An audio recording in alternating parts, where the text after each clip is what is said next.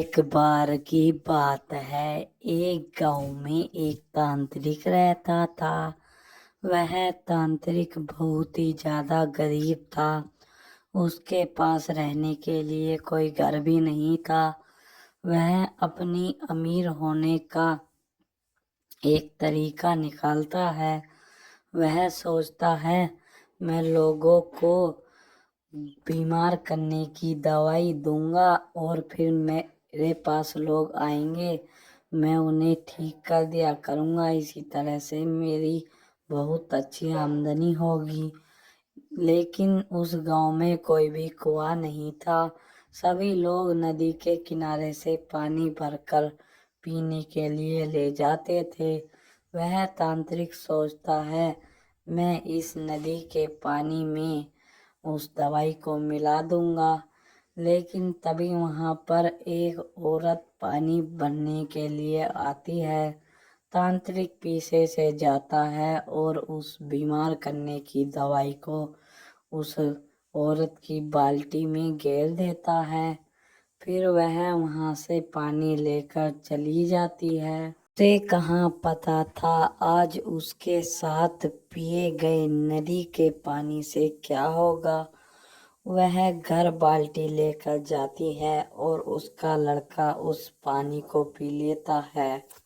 वह लड़का उस पानी को पीने के बाद अजीब सी हरकतें करने लगता है और उसकी माँ बहुत ही ज्यादा चिंता में पड़ जाती है।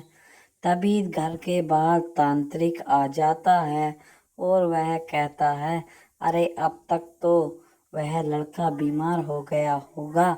अब मैं अपनी औषधि लेकर चलता हूँ और उस लड़के को सही कर दूंगा। और इसी तरह से वह गांव वालों पर अपना विश्वास जमा लेता है। लड़के की माँ बाहर खड़ी थी और चिल्ला रही थी, कोई तो मेरे लड़के को बचाओ।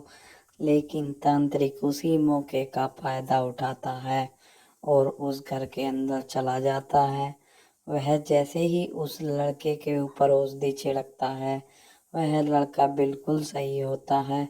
अरे तांत्रिक जी, आपने तो मेरा लड़का बिल्कुल सही कर दिया। आपका बहुत बहुत धन्यवाद। बता देना कितने भी रुपए की जरूरत हो, मैं आपको उतने ही रुपए दे दूंगी। अरे कोई नहीं, 5,000 रुपए दे दो। वह ऐसा कहता है और वह अगले दिन उसे पैसे दे देती है। वह तांत्रिक इसी तरह से अपना बहुत दिन तक धंधा करता है। पहले तो उसकी गुफा खाली हुई थी, लेकिन आज के समय में उसकी गुफा में बहुत सारा सोना चांदी इत्यादि थे। वह इस काम को करता जाता है, लेकिन गांव के एक आदमी को उस पर शक होता है और वह पीछे से देखता है कि वह गांव वालों के पानी में कुछ मिलाता है। वह पीछे से जाता है, उसे बहुत मारता है। फिर वह दूसरे अपने भाई को बुलाता है और बहुत जोर से वह दोनों उसे मारते हैं। तो इस कहानी से हमें यह सीख मिलती है कि हमें ज़्यादा लालच में नहीं पड़ना चाहिए। ज़्यादा लालच में पड़ने से हम फंस भी सकते हैं। आप देख सकते हो इस तांत्रिक की किस तरह से पिटाई हुई है। यह तांत्रिक बाद में पछताता है, मैं थोड़ा थोड़ा करके अपनी कमाई करता तो मैं आज इस जगह पर नहीं फंसता। वह दोनों उस तांत्रिक को बहुत ही ज्यादा मारते हैं।